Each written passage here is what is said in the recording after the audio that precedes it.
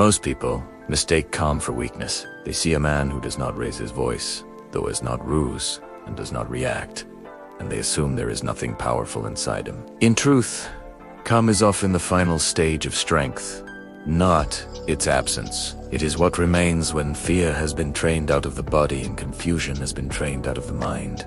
What appears quiet on the surface is often the result of long internal conflict that has already been resolved. In the old Japanese traditions of war and self-mastery, this calm was not a personality trait, but a cultivated condition. The Zen term fudushin, the immovable mind, described a state where the mind is no longer pushed and pulled by circumstance. Miyamoto Musashi wrote that when the mind does not linger on anything, it is free to respond to everything. The warrior did not seek emotional intensity, because intensity blinded him, and he did not seek emotional numbness, because numbness slowed him. He sought clarity, and clarity always appears as calm. Chapter 1. The Restless Man. There was a man who was competent, intelligent, and capable, yet constantly tense. He reacted quickly, spoke quickly, and judged quickly, believing that speed was a form of strength.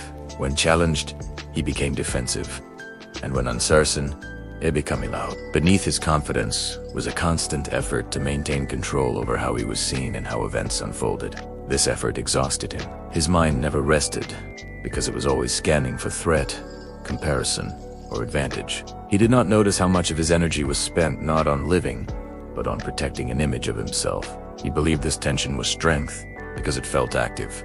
But activity is not the same as stability. Chapter 2. The encounter with stillness.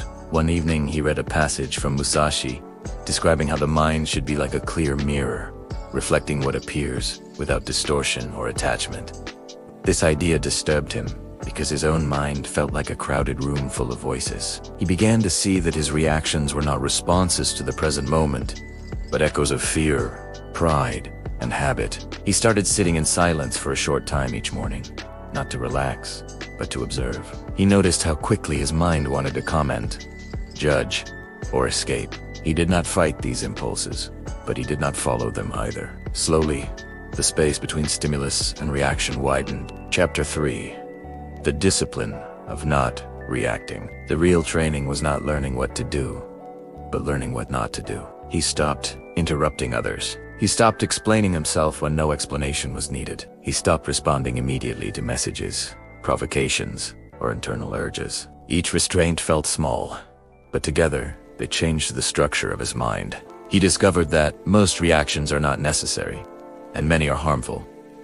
They create noise, conflict, and regret. By removing these automatic responses, he created room for something else to appear. That something was not passivity, but precision.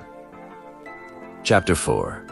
The Transformation. Over time, people around him noticed that he had changed, though they could not say how. He spoke less, but when he did, his words carried weight. He moved more slowly, but nothing important was delayed. When others became emotional, he remained present, not detached, but steady.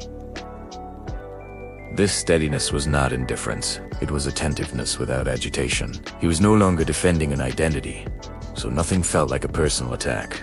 He was no longer chasing control, so he did not feel threatened by uncertainty. His calm was not a mask, but a consequence.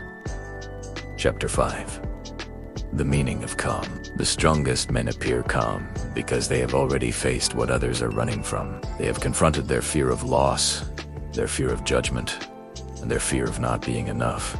Having seen these clearly, they no longer need to react to protect themselves from them. Calm is not softness, and it is not surrender.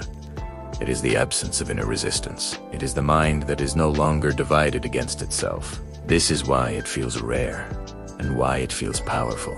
It is not something you perform, but something that remains when you stop performing at all.